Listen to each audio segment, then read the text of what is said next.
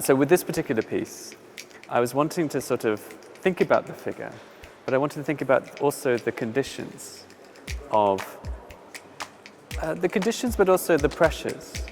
The sort of the ideological pressures, the political pressures, the environmental pressures that a body would be under, and all our bodies are under at this point.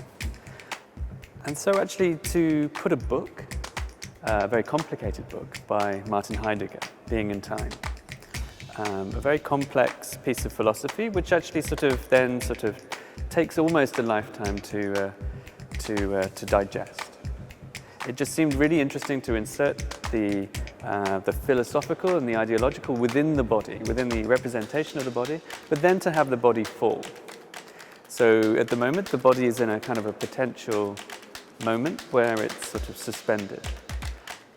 But through accident, through design, a mechanism will release and the body will fall to the ground. After the body's fall to the ground, it remains on the ground, but also what happens next after that is that the body is then sort of replaced. So you have this sort of figure which has this sort of very limited experience in the world. Its being is simply to be present, it's suspended and then it falls. And then it has this eternal return where it actually then gets replaced again for the next day, for the next period of time before it falls again. And so in a way you have this body which is consistently circulating within this very narrow frame, this very narrow experience within the world. And so in a way there is a sort of reflection, perhaps. There is a reflection of maybe the sort of the behavioral limitations in life. But also there is the possibility maybe of a kind of emancipation.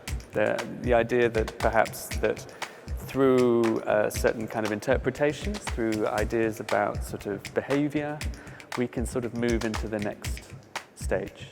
That we can think about maybe who we are now, but we can also think about designing and maybe kind of thinking about the behavior moving into the next period.